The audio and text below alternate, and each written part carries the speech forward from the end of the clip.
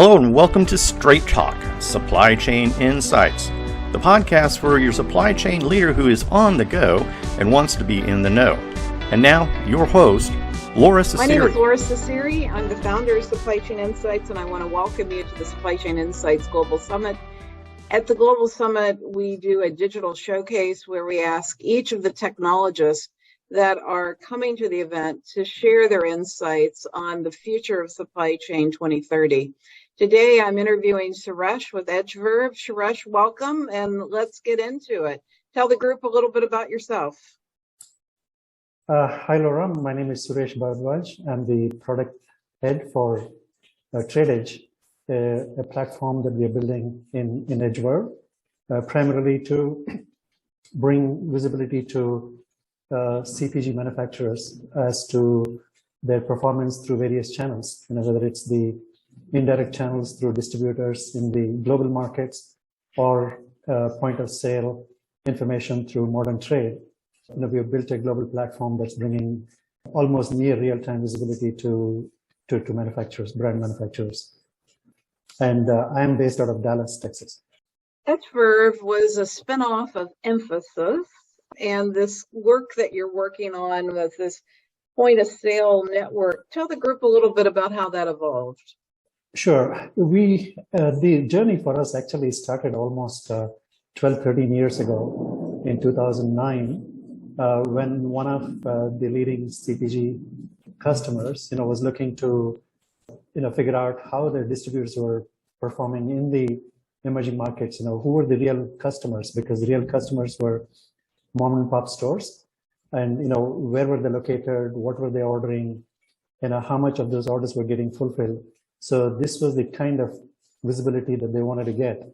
Their idea was really to create a data exchange on the cloud and then expect that all of the distributors would come and start collaborating with them. Except, we had a slightly different point of view, and we were asking, why do you think they're all waiting for this technology to be in place? There's got to be something more of an incentive, for them to participate in something like this. And we said that, primarily you need to create a business incentive, and that is something that, your business can do. But where Infosys, can actually help is in making it easy to drive that collaboration.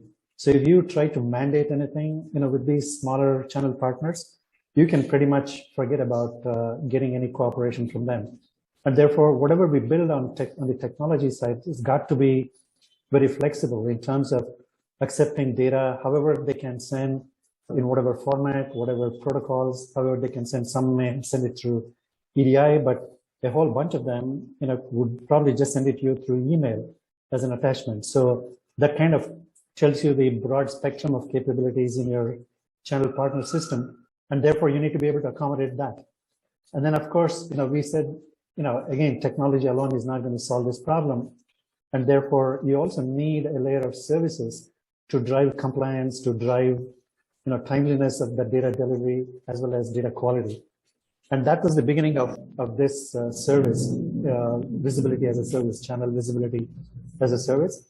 And within the first few years, we actually moved it to the developed markets, where companies trying to do this on their own used to spend anywhere from 4 to 6 months onboarding one retailer, for point of sale visibility. And that was way too slow. And we were able to show that, with the platform, we could onboard anywhere from, 10 to 12 retailers in a quarter, demonstrating a significant, speed in onboarding. And today, we have connected to more than 1,000 retailers globally and more than 6,000 distributors.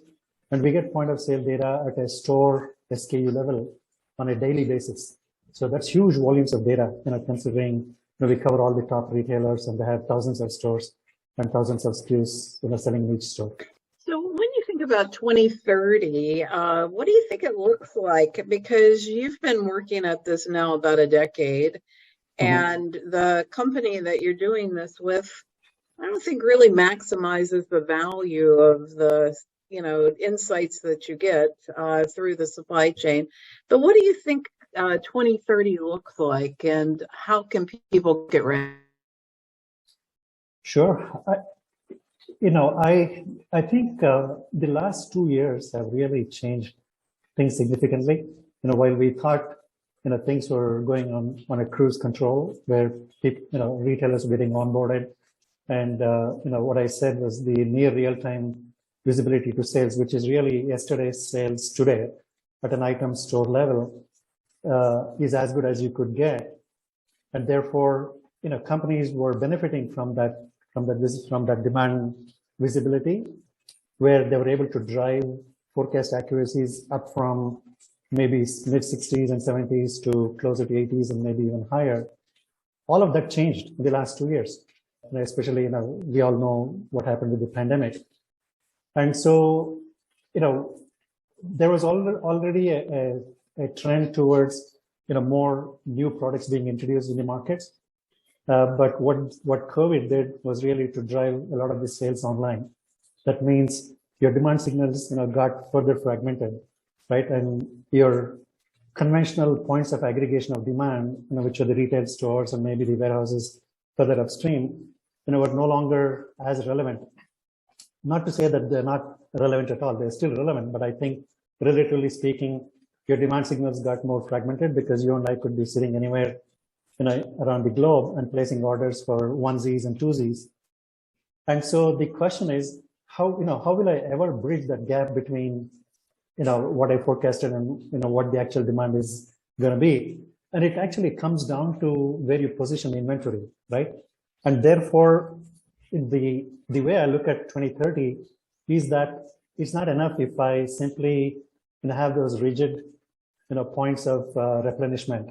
I should have more flexibility in how it's one thing to say I'm going to deploy inventory in certain locations within my network, but being able to react in real time to customer orders and say, look, the primary source of supply is no longer going to be able to fulfill this demand, and therefore I need to look for alternate sources of supply, has become paramount. And so that means, to get a network-wide view of your inventory and be able to get those demand signals from anywhere, from your network, and be able to allocate orders, allocate inventory to those orders. And even if it means, that you have to split those orders and then, route it to multiple suppliers. And that is what this resilience is all about, right? And so the entire conversation has shifted from driving supply chain efficiency to driving resilience. And to me, this is an example of resilience, that I'm able to fulfill the order or maximize the fulfillment of the order by looking at multiple sources of supply. And this could actually go beyond B2B into B2C as well. So I see a much more networked, ecosystem. And then I see more value for real-time, data and order orchestration, demand orchestration. Well, I would like that to happen as well, but I find that most people are not investing in those technologies. And even the company that you worked with, it took them a long time to build that demand network. So how do we accelerate this change? The way I'm looking at it, our customers actually still operate in a siloed manner. They have their customer-facing organization and then their vendor-facing organization. They have their own objectives and priorities. So it's interesting that, we've been having this conversation, on two sides of our customer, two different people and two different sets of people. And when we tell them, okay, look, here's a platform, and you really need to look at this more from a platform perspective. And to the platform, it doesn't actually matter whether a participant is a customer or a vendor. And really, this entire characterization of a partner as a customer or a vendor is really something that has been perpetuated by ERPs of the world, right? And so the need today is really to drive, when we talk end-to-end, what is end-to-end? End-to-end cannot start with a consumer or a customer and then stop with your, customer-facing functionality at the ERP, and then, almost in a disconnected way, work on the vendor side. That end-to-end really need to flow all the way back to your suppliers.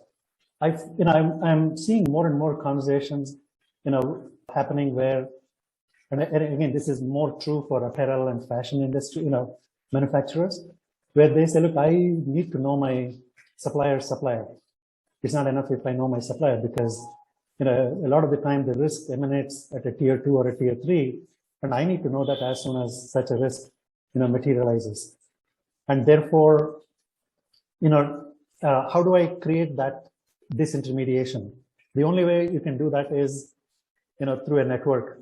Again, for physical goods, you still go through your tier 3, tier 2, and tier 1. But for information flow, you don't need to have those dependencies. You can actually connect with tier 2 and tier 3 just as well as you can connect with tier 1. And if you can do that on the supply side, you should be able to do it on the sell side as well. Today that's exactly what's happening. In a distributor-led market, you don't need to be dependent on your distributor to reach out to your end customer. You could connect your end customer directly as well for information flow. And now you connect the two sides together, the sell side and the buy side. You actually have a network, and this network has already existed for years. It's just that we are now trying to digitize that and then put it on the same plane. And what is really connecting this is a common data model. And that's, really where it is all coming together. And, and I know, Laura, you talk about interoperability, and that's really what the common data model is, the key to that. So that everyone is, working off of the same, version of truth. And therefore, I don't have to work, with copies of orders or copies of inventory or whatever, have you, so that everyone gets the same instant status updates. And so this is a story where we are taking to market, and customers are actually listening to us. It's still some ways to go, but at least no one is saying, hey, this is all theory anymore. It is actually happening. And I would encourage people to talk to you at the Digital Summit at the Coffee Pot around how you make that happen, because Edgeverve is one of the companies that I follow that has really made that happen. And I'm proud of you that I referred you to this company that built the demand network, and you did it. So congratulations, and I look forward to seeing you at the summit and having you.